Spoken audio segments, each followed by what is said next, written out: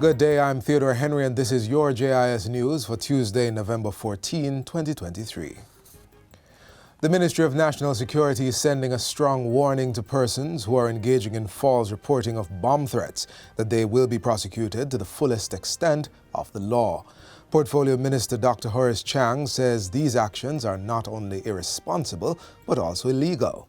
In a release, the ministry says law enforcement teams have responded to and investigated over 45 false reports of bomb scares targeting schools, healthcare facilities, courts, and other institutions.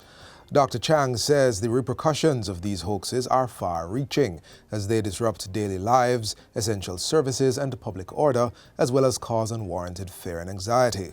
The National Security Minister is urging the public to remain calm, vigilant, and to not succumb to panic.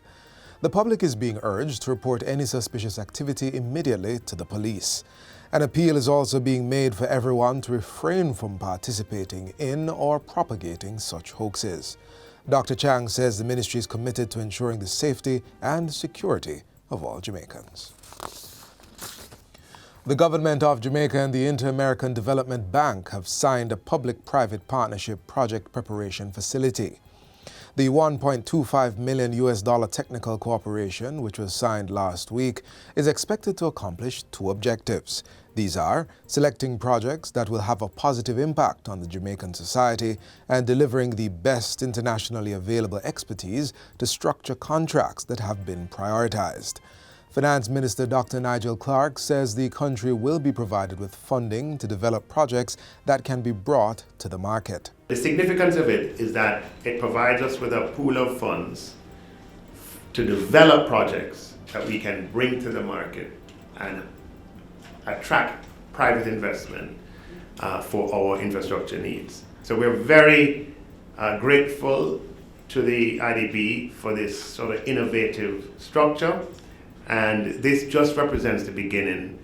We hope to build on it and to be able to attract others to contribute to this project preparation facility. Dr. Clark says that of the $1.2 million the IDB is providing, $750,000, with the remainder coming from the government. Through this partnership, Jamaica will be able to pursue innovative transactions to build out the country's infrastructure. Parliamentary debate has begun on the National Council on Drug Abuse Repeal Bill 2023. Health and Wellness Minister Dr. Christopher Tufton tabled the repeal bill in the House of Representatives last Tuesday. It will allow for the integration of the NCDA into the Ministry of Health as a department. This includes the transfer of assets, rights and liabilities of the Council to the Ministry. The team from the Transformational Implementation Unit has been working with the Ministry on the development and implementation of the Change Management Plan, with a transition plan developed to guide the movement of staff from the old structure to the new structure. These plans were signed off by the Ministry of Finance and the Public Service, the Jamaica Civil Service Association, the Service Commission, and the Ministry of Health and Wellness. Dr. Tufton reveals that while the agency will no longer be a public body reporting to a board, the structure will remain the same, but management will now report to the Health Ministry's permanent secretary. The functions of the entity will increase. In addition to its current responsibilities, the NCDA will now be responsible for the national mental health prevention strategies, becoming the responsibility of the new department. The management of the mental health and suicide prevention helpline and the U-Matter chat line, which caters specifically to those 16 to 24 years old, will now fall within the remit of the department. Development of the department structure for the NCDA is being spearheaded by the Public Sector Transformation Unit of the Ministry of Finance, along with a steering committee that will be established to oversee the integration process. The integration process is targeted for completion July 31, 2024, and is part of the public sector transformation and streamlining of government services. The government continues to provide infrastructure support to farmers that promotes safe food practices. The latest is the communal milking parlor in St. Thomas that will benefit small dairy farmers from Hillside in the parish. They are now able to milk their cows in a clean, sanitary environment and eliminate harsh conditions such as milking under trees and in temporary sheds. The redeveloped facility was officially handed over by Minister of Agriculture, Fisheries and Mining, Floyd Green. He says this new facility will also help to drive milk production. So this new parlor undoubtedly comes as a blessing to the farmers here. We know that the farmers here are resilient. We know that in and out of season, they continue to contribute to agriculture.